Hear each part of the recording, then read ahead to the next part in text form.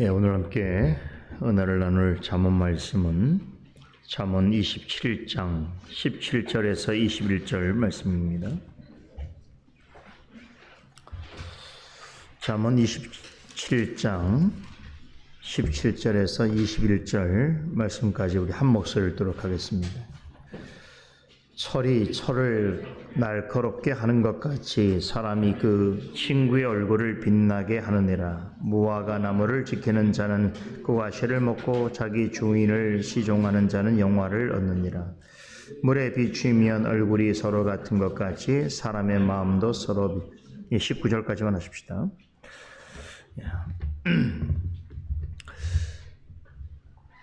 잠언은 계속해서 하나님의 지혜를 가르칩니다. 왜 우리에게 하나님의 지혜가 필요한 것인가? 이 세상에서 하나님의 자녀로 살아가기 위해서인데요. 지난주에 살펴본 말씀은 평소에 하나님의 지혜를 구하지 아니하고 말씀에 의해서 지혜롭게 살아가기 위해 부단히 애쓰지 아니할 때에 사람이 얼마나 어처구니가 없는 행동을 할 수 있으며 또 교양미가 없으며 또 나아가서 그런 행동이 자신은 물론이고 다른 사람에게도 엄청난 피해를 줄 수 있는 그런 경우의 사람이 될 수 있다는 것을 가르쳐 주었습니다. 두 사람의 경우를 한번 떠올려 보지요. 먼저는 매일 아침마다 이른 새벽마다 큰 소리로 이웃에게 인사한답시고 아직 고이 잠들어 있는 상대방을 깨우고 귀찮게 하는 사람처럼 될 수 있다는 것입니다. 이웃에게 인사를 하고 축복하는 말을 전하는 것은 좋은 일이지요. 하지만 아무리 좋은 일을 한다고 하더라도 때와 장소를 가릴 줄 알아야 하는 것입니다. 여러분 생각해 보세요. 여러분의 이웃이 매일 아침마다 새벽 시간에 여러분의 집을 찾아와서 문을 크게 두드리면서 큰 소리로 인사를 건넨다면 어떨까요? 비정상적인 일이지요. 아무리 좋은 의도를 가졌다고 하더라도 상대방의 입장에서 생각하지 못하는 것은 무례하기 짝이 없는 것입니다. 대단히 지혜 없는 행동이지요. 도리어 상대방을 괴롭고 화내게 하는 일일 수 있습니다. 이렇게 자기 자신만 생각할 뿐 때와 장소에 어울리지 않는 말과 행동은 듣는 사람으로 하여금 상심함과 또 상처를 줄 수 있습니다. 인간관계도 악영향을 끼칠 수가 있는 것이죠. 전문 기자는 또 다른 한 사람을 이야기합니다. 허구한 날 다투려고 하는 여인으로 비유했습니다. 누군가가 여러분에게 항상 언제나 화를 내고 분노를 한다고 생각해 보세요. 그런 사람이 다른 이도 아니고 늘 가정에서 부대끼고 살아가는 부모나 남편이나 아내나 또 자녀라고 생각해 보십시다. 그런데도 아무도 그 사람을 통제할 수 없습니다. 얼마나 괴롭고 힘들겠습니까? 그런 사람이 속한 가정을 어떻게 묘사했지요? 지붕에서 계속해서 떨어지는 빗물을 받고 있는 흙집과 같다고 했습니다. 아무리 흙을 잘 이겨서 집을 만든다고 하더라도 아주 오랫동안 지붕에서 떨어지는 물방울을 머금게 되고 또 파이게 되면 어느 순간에 그 집은 무너질 수밖에 없는 것이지요. 이렇게 자신의 감정을 조절하지 못해서 무슨 일에 있었든지 감정을 쏟아내고 화를 내는 사람은 이렇게 어느 순간에 무너질 수 있는 집에 거하고 있는 대단히 불안하고 또 위태로운 가정일 수밖에 없습니다. 자, 이 비유를 통해서 전하시는 교훈이 무엇인지를 아셔야 합니다. 우리의 신앙은 머리로만 혹은 입으로만 하는 것이 되어서는 안 된다는 것이지요. 믿음이 있노라고 하면서 늘 자기중심적으로 생각하고 자기 기분대로 행동하는 것은 참된 믿음을 가진 사람의 모습이 아닙니다. 참 믿음에는 언제나 좋은 열매와 선한 행실이 뒤따르게 되어 있습니다. 지혜가 없다면, 그러니까 지혜롭게 생각하고 행동하지 않는 사람은 늘 다투려는 기회를 보고 있는 여인이나 혹은 집을 무너뜨리는, 조용히 무너뜨리는 물방울과 같습니다. 그래서 이런 사람은 자신에게만 아니라 함께 살아가는 사람들과 공동체에도 커다란 문제를 일으킬 수 있고 어느 순간에 막대한 피해를 줄 수 있습니다. 우리는 믿음을 가질 때든 혹은 믿음을 드러낼 때이든 간에 지혜가 있어야 합니다. 우리가 지혜로워져야 하는 것은 이 세상에 나 혼자 살아가는 것이 아니기 때문인데요. 우리는 한평생 다른 사람들과의 관계 속에서 살아갑니다. 그렇기 때문에 우리가 하는 말과 행동은 어떤 식으로든지 우리가 관계하고 있는 사람, 상대방에게 영향을 주거나 받게 되어 있는 것이지요. 그런 점에서 무슨 말을 하고 어떤 행동을 하는 것보다 더 중요한 것이 있습니다. 그것은 우리가 하는 말과 행동이 내 자신뿐 아니라 다른 사람에게도 유익을 끼치는 것인가. 그리스도의 성품을 드러내므로 상대방에게 덕이 되고 있는가 하는 것이 더 중요합니다. 이것을 가능하게 하려면 뭐가 있어야 합니까? 지혜가 있어야 하는 것이죠. 우리가 하나님의 말씀을 듣고 배우고 또 우리의 믿음을 하나님의 뜻에 합당한 행실로 드러내야 하는 이유가 여기에 있습니다. 자, 오늘 잠언 기자는 17절에서 하나님의 지혜를 가진 사람을 아주 재밌게 묘사합니다. 17절 보세요. 철이 철을 날카롭게 하는 것 같이 친구의 얼굴을 빛나게 하는 그런 사람으로 묘사하고 있습니다.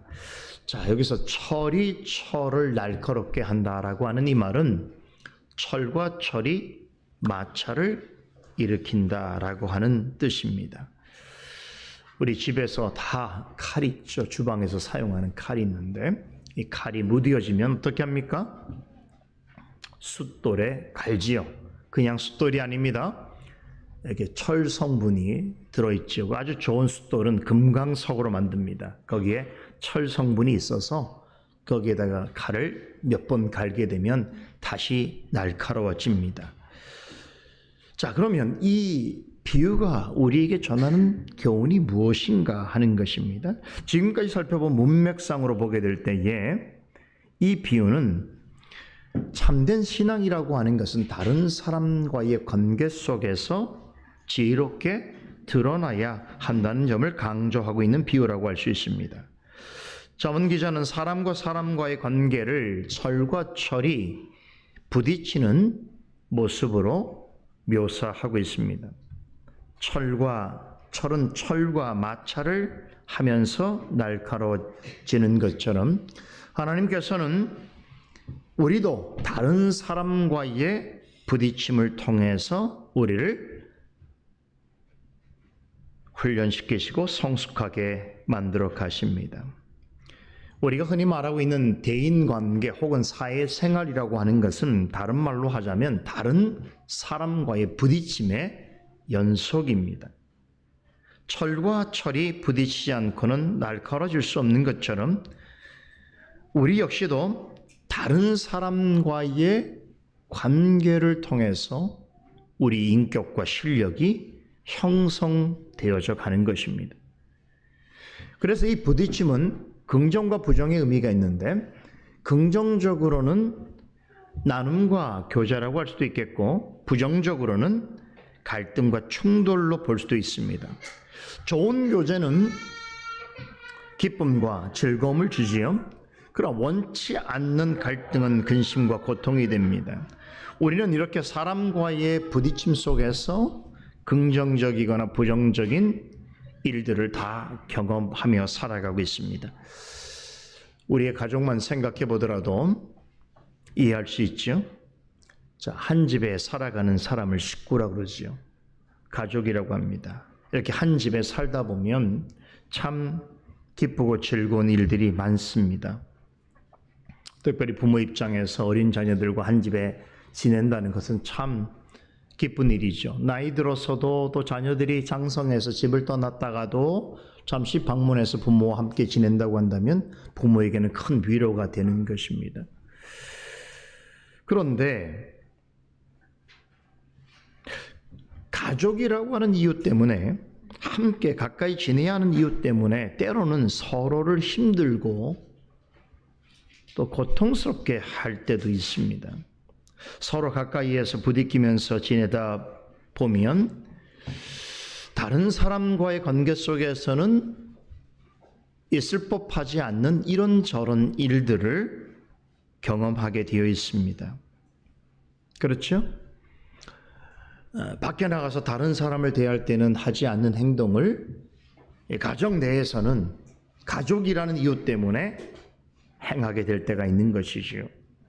그래서 때로는 부끄럽고 창피한 일들도 가정 안에서는 나타내 보이게 되는 것이지요.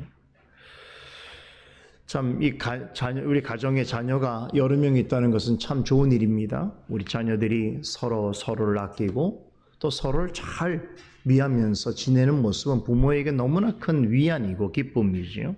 그런데 자녀들이 자라면서 항상 서로 간에 이런 모습만은 가지는 것은 아니지요.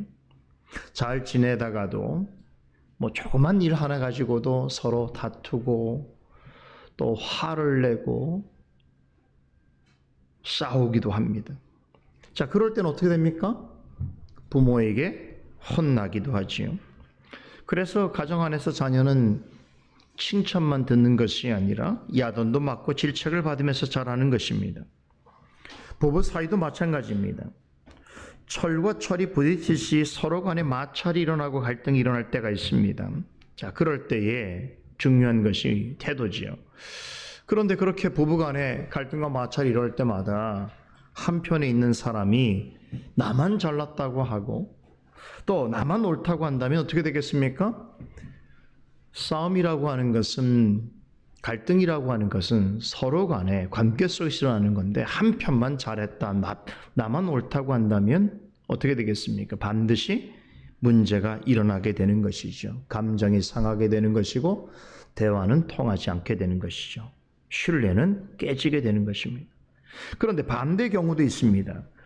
철은 철을 만나야 날카롭게 되는 것처럼 부부가 서로 다른 다른 성품을 가졌기 때문에 어떤 관계가 될 수 있냐면 자신에게 없는 것을 보완해 줄 수 있는, 또 조화를 이룰 수 있는 그런 사이가 되기도 하는 것입니다. 제가 여태까지 본 부부는 같은 부부를 본 적이 없어요. 점점 닮아가기는 하지만 서로를 닮아가기는 하지만 처음부터 같은 부분은 없습니다.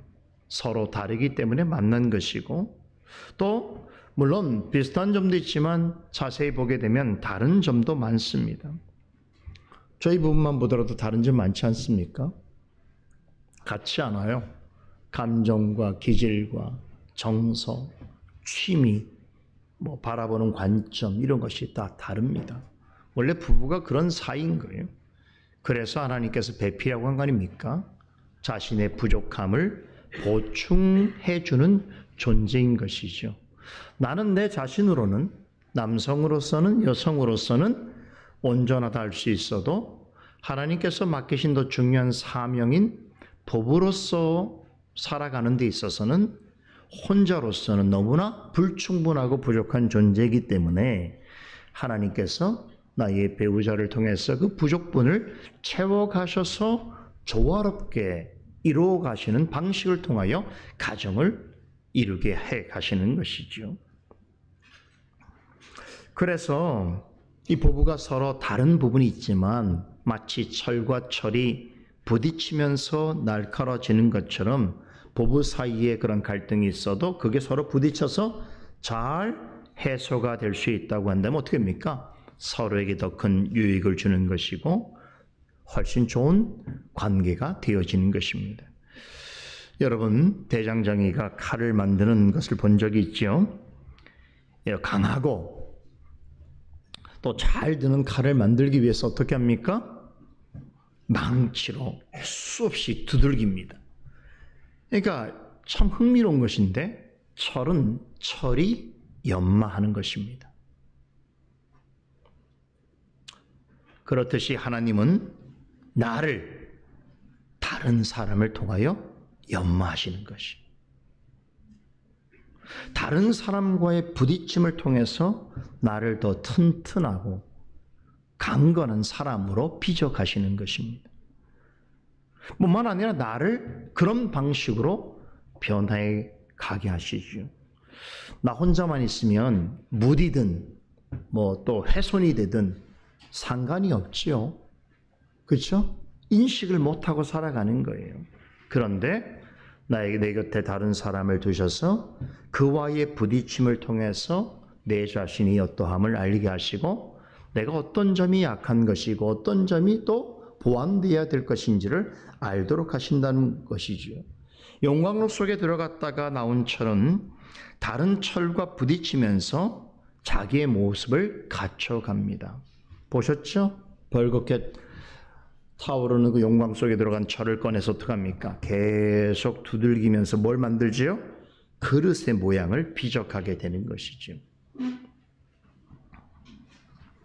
성경에 나오는 하나님의 사람들도 다 이와 같은 과정을 겪었습니다. 사람과의 부딪힘을 통해서 하나님이 원하시고 사용하시기 합당한 그런 존재로 빚어가신 것이지요. 오늘 본문에 사람이 그 친구의 얼굴을 빛나게 하느니라라고 하는 말씀이 의미하는 바가 이것입니다. 하나님께서는 사람을 반드시 누군가와 함께 살아가도록 하는 존재로 지으셨습니다. 요즘 나 혼자 사는 사람들 혹은 산에 들어가서 자기만 즐기는 사람들이 좀 있는데, 그런데 그렇게 혼자 살면서 나는 혼자 사니까 죄를 짓지 않고 또 하나님의 그런 뜻대로 살아가고 있다라고 말할 수 있는 사람은 아무도 없다는 것입니다. 하나님은 사람과 사람이 공존하는 속에서 믿음의 장성한 분량이 충만한 데까지 자라나기를 기뻐하십니다. 그래서 우리를 성도로 부르셨습니다. 성도라고 하는 말이 뭡니까? 거룩한 무리죠. 그 거룩한 무리 중에 우리를 두셨습니다. 이것은 마치 철을 만날 때 날카로워지고 강해지는 것처럼 하나님께서는 우리의 삶과 신앙을 위해서 다른 성도들과의 만남, 즉 그 부딪힘을 통해서 우리의 신앙 인격을 성숙하게 해주시는 것입니다. 사람과의 부딪힘에서 나의 모나고 둔한 부분이 깎여나가게 하시고 상대방을 이해하고 용납하는 법을 터득하게 하시는 것입니다. 그래서 여러분들이 하나님께서 이렇게 교회로 부르지 않으셨으면 여러분들의 신앙 인격과 삶의 수준은 지금같이 절대로 될 수가 없습니다. 우리를 성도로 구별하셨고 거룩한 무리 안에 부르셔서 다른 성도 간의 관계와 부딪힘 속에서 우리를 만들어 가시기 때문에 지금 정도라도 이렇게 장성할 수 있게 된 것입니다. 여러분 가까이에 늘 여러분과 마찰하고 부딪히는 사람들이 있지요. 하나님께서 그를 여러분 곁에 두신 분명한 이유가 있습니다. 그것은 그 일을 통해서 서로의 얼굴을 빛나게 해주도록 하시기 위해서입니다. 즉 서로에게 유익을 끼치면서 하나님의 온전한 사람으로 함께 성장해 갈 수 있도록 기회를 주시는 것입니다. 철이 철과의 부딪힘을 통해서 강하고 날카롭게 되고 또 제 모양을 갖추어 가듯이 하나님께서 나의 곁에 가까이 두신 사람들과의 부딪힘을 통해서 나를 연단하시고 변화시켜 주시고 또 결국에는 욥처럼 정금 같은 신앙을 가진 자로 자라나게 해 주시는 것입니다. 그렇기 때문에 여러분 내 곁에 나의 신앙과 나의 인격을 지금보다 조금이라도 나아질 수 있도록 하기 위해서 하나님이 두신 나의 부딪히는 대상이 있다고 한다면 그가 남편이든 아내든 자녀이든 성도이든 설령 지금 나를 좀 힘들게 하고 있는 어떤 이든 간에 궁극적으로 보면 그는 나에게 참 고마운 존재인 것입니다. 그러므로 우리 역시도 부딪힘 속에서 나로 인해서 상대방을 유익하게 하고 복되게 하기에 힘써야 하는 것입니다. 이렇게 서로와의 부딪힘을 통해서 함께 자라가는 것이 신앙인 것입니다. 지금까지 하나님이 만드신 사람은 다른 사람과의 부딪힘을 통해서 자라난다고 말씀드렸는데, 철을 날카롭게 하는 부딪힘은 사람만을 의미하지 않습니다. 시련과 고난도 하나님이 당신의 자녀를 온전한 믿음의 사람으로 만들어 가시는 아주 중요한 부딪힘의 방식이고 방편입니다. 시련과 고난이 없는 사람이 없습니다. 특히나 하나님을 믿는 성도는 시련과 고난을 원천적으로 피할 수가 없습니다. 베드로 사도는 베드로전서 1장 6절에서 성도라도 잠시 동안 여러 가지 시련 속에 슬픔을 당할 수 있다라고 전합니다. 그런데 철이 철을 두드릴 때 더 강해지고 날카로워지는 것처럼 하나님께서는 이러한 시련을 통해서 우리를 연단해 주십니다. 그래서 베드로 사도는 이어지는 말씀에서 시련을 통해서 잘 연단받은 성도는 예수 그리스도께서 나타나실 때에 칭찬과 영광과 존귀를 얻게 해 주실 것이다 라고 그렇게 약속하였습니다. 이렇게 하나님께서 허용하시는 시련과 고난으로 내적으로 점점 더 알차고 성숙한 성도로 자라나는 모습을 오늘 시편 기자는 18절에서 이렇게 묘사합니다. 무화과 나무를 지키는 자는 그 과실을 먹고 자기 주인을 시종하는 자는 영화를 얻느니라. 여기서 무화과 나무를 지키는 자는 누구를 말하는 것입니까? 일단 이 사람은 종이에요. 주인을 대신해서 무화과 나무를 심고 가꾸는 농부이기도 한 종입니다. 자, 그런데 왜 무화과 나무를 예를 들었는가? 이 팔레스타인 지역에서 여러분 이 척박한 땅에서 이렇게 잘 자라는 유실수가 많지 않습니다. 그 대표적인 것이 무화과라고 하는데요. 그러니까 이렇게 열매를 얻기 힘든 땅에서 무럭무럭 잘 자라서 좋은 열매를 주는 그런 유실수라고 한다면 얼마나 귀합니까? 그런데 귀한 만큼 열매를 얻기까지 꽤 시간이 걸린다고 합니다. 무화과 나무 묘목을 심고서 처음 열매를 얻는 데까지 대략 6년 정도의 시간이 소비된다고 합니다. 좋은 품질의 무화과 나무를 얻고자 한다면 이 척박한 땅에서 최소한 첫 열매를 얻기까지는 6년 정도는 부지런히 일하고 수고해야만 한다는 뜻입니다. 그죠? 나무를 심었다고 바로 열매를 얻을 수 있는 게 아니라는 것이죠. 그 혹시 정석주 시인의 대추 한 알이라고 하는 시 들어보셨죠?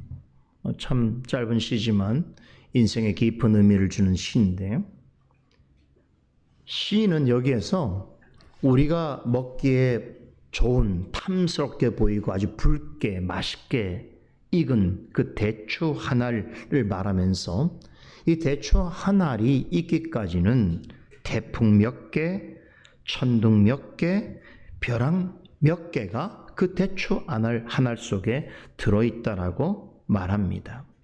그러니까 대추 한 알이 잘 익으려면 태풍과 천둥과 벼락과 번개를 몇 번이나 견디어 내어야 한다는 것입니다. 그런 시련을 잘 이겨내야 비로소 붉고 탐스러운 대추 한 알이라도 얻을 수 있다는 것이죠. 참 시인들은 멋있어요. 이 작은 대추 한 알에 인생 전체를 담을 수 있다는 것 참 놀라운 일이에요. 여러분 생각해 보세요. 우리가 먹는 대추 한 알도 이러저러한 시련을 견뎌낸 그 결과물이라고 한다면, 하물며 이 땅에서 하나님의 형상을 입고 하나님의 뜻대로 살아가는 하나님의 백성이 하나님의 온전한 사람이 되어가기 위하여서 견디어내들 시련과 고난은 얼마나 더 되겠습니까? 그렇지 않습니까? 대추 하나를 익으려고 하더라도 태풍 몇 개, 천둥 몇 개, 벼락 몇 개, 이런 것들을 반드시 지나야 한다면, 온전한 하나님의 사람으로 자라가려고 한다면 얼마나 많은 시련과 고난의 시간이 필요할까요? 말씀드린 것처럼 이런 팔레스타인의 메마른 땅에서 좋은 무화과 나무를 얻으려면 반드시 수고와 노력이 필요합니다. 자, 그런데 그거를 잘 참고 그 힘든 과정을 견뎌내면서 좋은 열매를 얻은 종은 주인으로부터 큰 칭찬과 상을 받게 됩니다. 우리도 이런 종처럼 우리의 주인이신 하나님을 기쁘시게 할 수 있어야 한다는 것이지요. 우리가 무엇을 하든지 간에 하나님께서 맡기신 일이라고 한다면 그것이 아무리 작아 보여도 또 보잘것없이 보이더라도 여러분, 열매를 얻기까지는 반드시 뭐가 필요합니까? 성실함과 부지런함이 필요한 거예요. 그리할 때 종이 주인과 함께 과실을 맛보고 영화를 얻은 것처럼 우리도 하나님께서 주시는 크신 은혜와 영광을 맛보아 누릴 수 있는 것입니다. 오늘 마지막 19절은 우리에게 맡겨진 일을 어떤 마음으로 행해야 하는가에 대해서 전합니다. 물에 비추이면 얼굴이 서로 같은 것 같이 사람의 마음도 서로 비추느니라. 좀 난해한 구절입니다만 간단하게 설명드리면 이런 뜻입니다.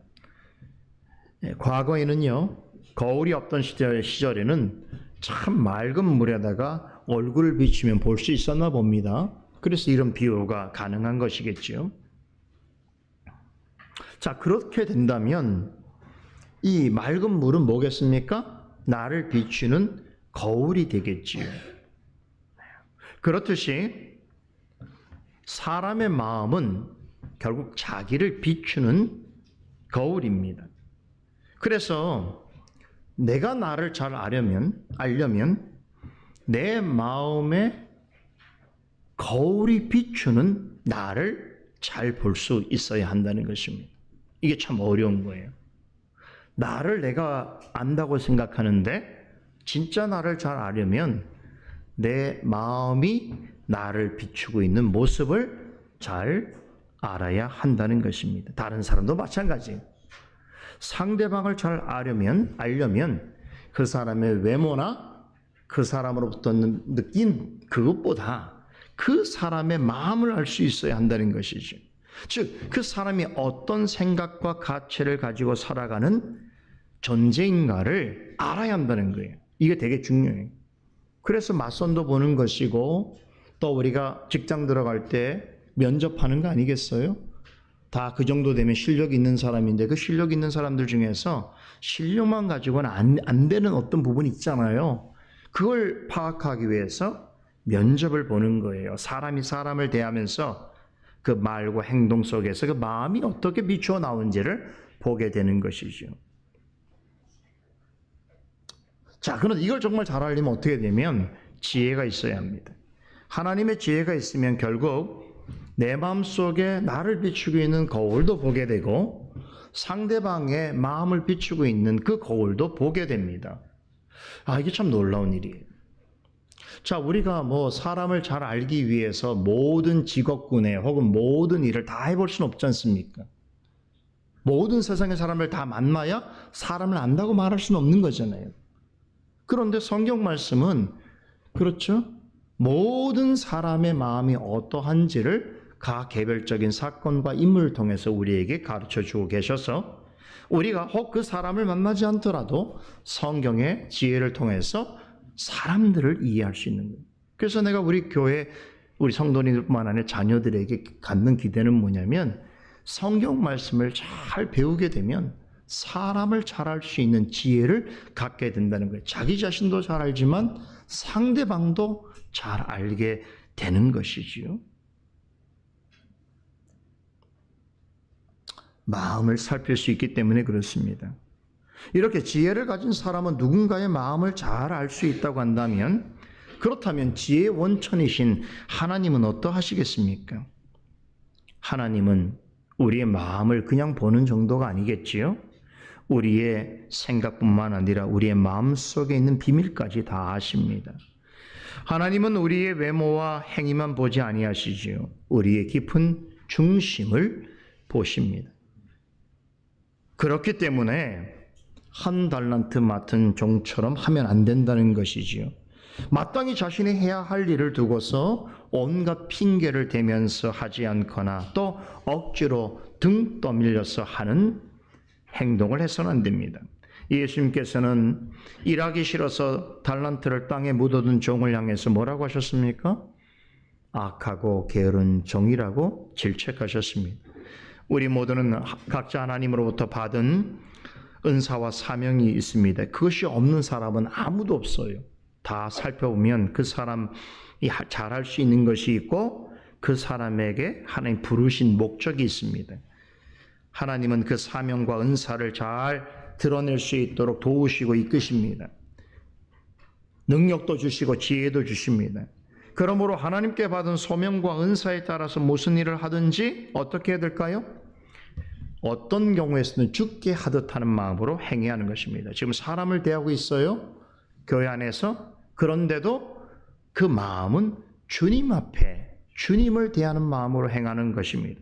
이것이 온 마음과 뜻과 힘을 다해서 하나님을 사랑하고 예배하는 태도이겠지요. 나에게 맡기신 일은 마음과 뜻과 정성을 다해서 순종해야 합니다. 그런 헌신과 순종으로 하나님 앞에서 뭐를 드러내야 됩니까? 우리의 마음의 거울이 비추고 있는 참신앙을 드러내야 한다는 것이 입으로만 그렇죠? 습관적으로는 하면 안 된다는 것이. 하나님께서는 그러한 자가 드리는 예배를 기뻐 받으십니다. 눈에 보이는 화려한 제물보다도 하나님의 뜻대로 행하는 그러한 마음 속에서 우러나오는 진정한 순종을 더 즐거워하십니다. 오늘도 그런 하나님께 나아가 함께 예배하는 거룩한 주님의 날이 되기를 원합니다. 기도하겠습니다. 거룩하신 하나님 감사합니다. 오늘도 우리에게 주신 하늘의 지혜의 말씀을 마음에 품고 하나님 앞으로 나아가 예배 드리기를 원합니다. 오늘의 모든 시간을 주장하여 주시고 우리와 함께하여 주시옵소서. 예수 그리스도 이름으로 기도드리옵나이다. 아멘.